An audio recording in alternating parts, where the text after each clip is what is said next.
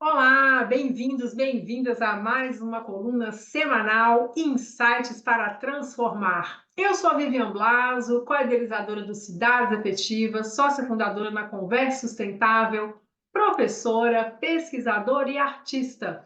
Bom, na minha coluna de hoje eu vou comentar com vocês um ensaio que eu escrevi junto com o professor Pedro Jacobi, que é o meu supervisor na pesquisa que eu venho desenvolvendo no Instituto de Estudos Avançados, lá na USP. Bom, essa pesquisa, né, ela tem a ver com a questão das afetividades no território. Então, eu estou desenvolvendo indicadores para cidades afetivas, e nesses indicadores eu estou olhando para as questões que estão relacionadas às afetividades em 5 dimensões. A primeira dimensão, ela está relacionada à saúde e bem-estar. A segunda dimensão, ela está relacionada à questão, né, de cultura e sustentabilidade.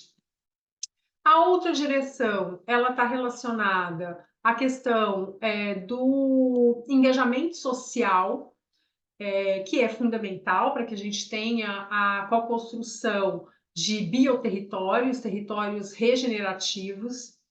E eu estou trabalhando também as relações de afetividade e convivialidade. Bom, ainda temos a dimensão cultural e ambiental. Essas dimensões, elas são condicionantes fundamentais para que a gente, de fato, consiga abranger de uma forma sistêmica as questões que estão sendo postas, principalmente nesse momento que atravessamos aí essas multicrises que estão relacionadas tanto à questão climática quanto às questões relacionadas à saúde das pessoas. Bom, e dentro dessa perspectiva, então, o que também motivou um pouco a escrever esse ensaio, né, foi a questão do cuidar. Então, o insight que eu trago para vocês dessa semana é o cuidar. O cuidar está em crise. E por que ele está em crise? Justamente porque nós precisamos cada vez mais, principalmente depois dessa pós-pandemia, resgatar não só as dimensões da nossa saúde individual, que passa pela questão da saúde mental, mas também o resgate das relações afetivas que estão relacionadas à comunidade. Muito bem. E por que eu estou dizendo que o verbo cuidar está em crise? Porque ele está associado a zelar, a guardar, a preocupar, a tratar e a curar. Bom, desde a pandemia vocês vêm acompanhando também a questão da saúde mental, né? A saúde mental, então, de acordo com a OMS, ela tem aí se tornado cada vez mais pauta urgente e necessária para que a gente possa compreender por que nós estamos nesse estado, como Byung-Chul Han, que é um autor, né, filósofo que tem um ensaísta que tem escrito sobre a sociedade do cansaço e todas as suas derivações da sociedade do cansaço, que também é uma inspiração para nós, né, no Cidades Afetivas e também nas nossas consultorias na Conversa Sustentável. Nós estamos o tempo todo aí empenhados só em cada vez produzir mais, né? Cada vez mais ter que corresponder.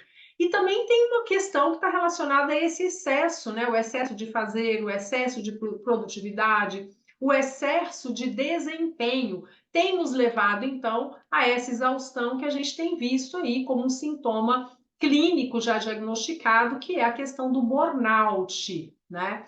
Então, o que vai acontecendo dentro dessa narrativa? Desde a pandemia, isso foi acentuado, e agora a gente correlacionando com as questões climáticas, como a gente tem visto aí, infelizmente, em catástrofes como essa que estamos atravessando aqui no Rio Grande do Sul, o tema, né, para além da saúde física, a saúde mental, mais uma vez sendo colocada em xeque, porque nós temos aí falado sobre a questão da ansiedade. Então, no jornal Nexo Políticas Públicas, nós escrevemos, né, sobre a questão do verbo cuidar. O verbo cuidar está em crise. Para quem quiser ler o ensaio completo, ele já está disponível tanto no Jornal Nexo, como também no meu LinkedIn, Vivian Blaso, ou no meu Instagram, @Vivian Blaso. Se vocês clicarem no Linktree, vocês vão ter acesso, e aqui também nos comentários,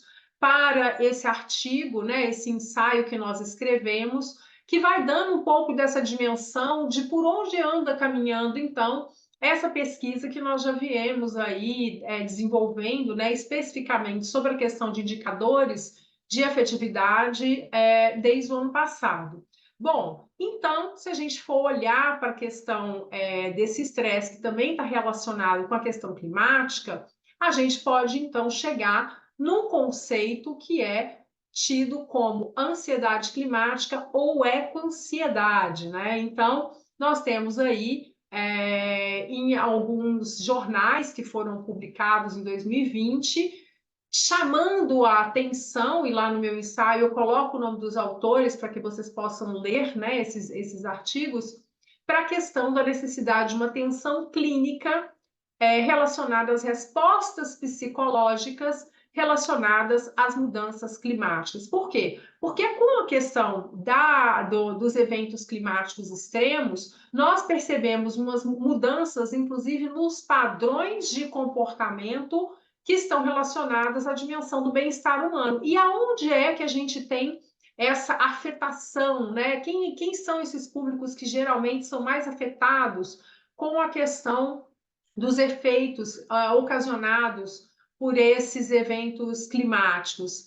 As pessoas que estão em grupos vulneráveis, como os povos indígenas, os idosos, as crianças, pessoas com problemas de saúde persistente, porque elas estão aí expostas a esse risco, ou até a falta mesmo, né?